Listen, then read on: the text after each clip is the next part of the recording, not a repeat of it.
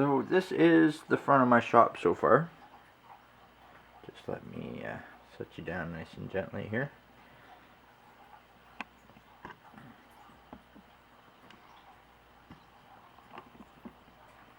So right now it's a little bit taller than I wanted it to be.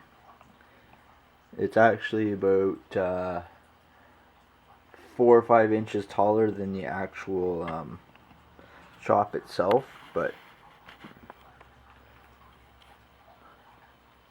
ooh, what do we got inside?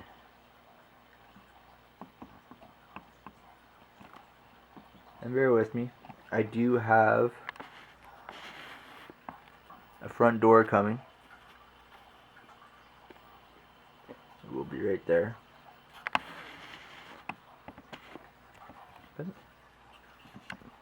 That's the shop so far. Stay tuned so I can show you inside. Alright, so by doing it with the rods on top of the foam instead of being embedded in the foam like I originally was designing and hoped, what it has done is it's left just a minute, like 1/32 of an inch between the rail and the door. So that means if I open it right now, the door is going to bind on the wall of the shop, and that's not going to work. So I am back to my cut 2x6, scale 2x6 that I made, and this is a full length of it. And all I'm going to do is I'm just going to make 2 pieces the exact same length as the rail itself. Alright, now let's go see if I can, yeah, you can see where I'm cutting here. Good old Multimax.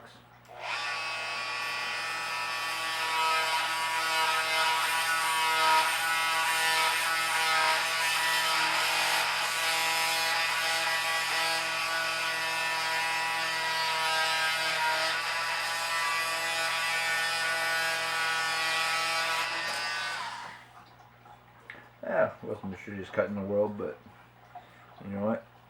I can hide it at the top, so I really don't care. And I'll lay that on.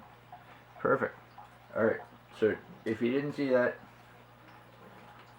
that time, I'm just going to move the camera back just a smidge more.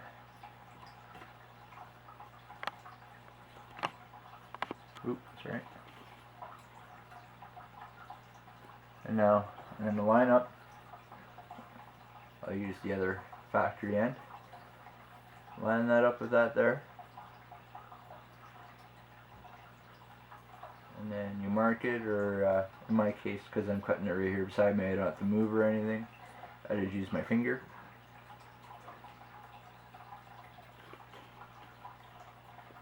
And you can see right at the end of my thumb, that's where my mark is.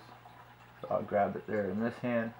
Now my thumb makes, let's see if I can get this turned around for you in such a way you can actually see it. There, you can kind of see that 90-degree angle where my thumb is. That's what I'm using to cut with.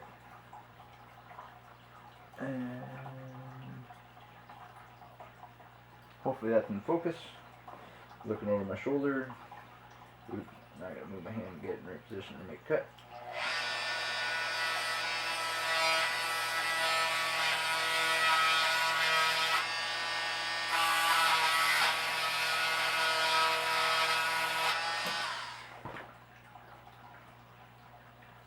There it is. It's that easy. Using a regular saw or anything, obviously measure, cut. These are actually exactly 17 inches. Oops, I ended up making that one just a smidge too long, but that's alright. I can take care of that when I put it in. It won't be seen anyways. It'll be up behind the wall. Alrighty, now I'm gonna glue them on.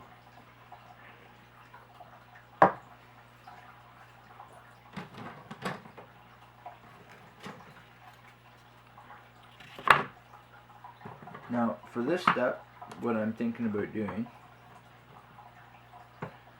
is I want these to the outside edge. They are, here, let me get in where you can you can see here. You can see this is just a little bit narrower than that is wide. Now, as that works out, it's also the exact width of the scale 2x6 itself. So what I'm going to do is I'm going to actually mount this to one side and put in, when I install it, put one in around the door itself to actually case in the entrance with this scale 2x6. So I want this flat against the back edge, but not, it's right in the right spot to hook into that little groove, and I don't want that groove because then it's going to put it on an angle. My rails are going to be on an angle, and that's just going to suck, and I don't want to deal with that.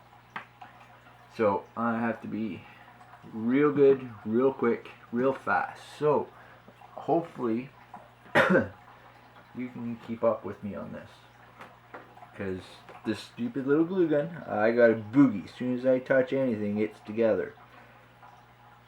So I have my rail on its side. I'm going to move that before it causes me grief.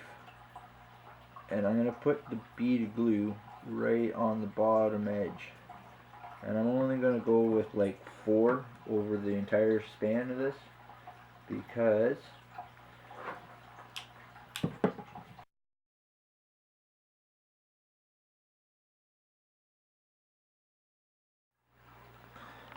okay, so I kind of got on a tear and got going. I cut a bunch of these pieces of plastic, which looks just like this one, and drilled holes in them. Those holes coincide with the same height as the output on the gearbox, so these pieces will actually fit on the gearbox while it's laying on its side. Now, what I'm going to do with these pieces is, as you can see, like here,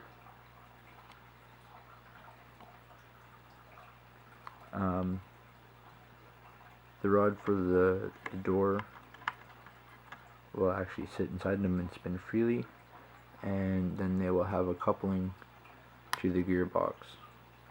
Sorry about my shadow. And focus, because I'm literally using the camera itself to focus. So you get the point.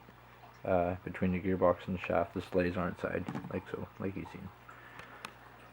And it will spin the shaft, which will be connected to a piece of string, which hopefully I can get lined up perfectly, and then voila, we should have working doors. So I'm gonna get at her, and alright, sorry for the bad lighting, it's getting pretty late here now, but I've cut these little plastic tubes, and what I'm going to do is hold on to the end with a pair of pliers just a little bit out, so that the black piece is about half, give or take. And this is just happened to be the wire size, it's the plastic size, and it's a nice tight fit. Oop, come on, a little further.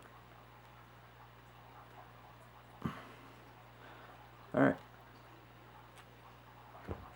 so as you can see, I put 2 blocks on. That makes the rotational part that connects to the gearbox.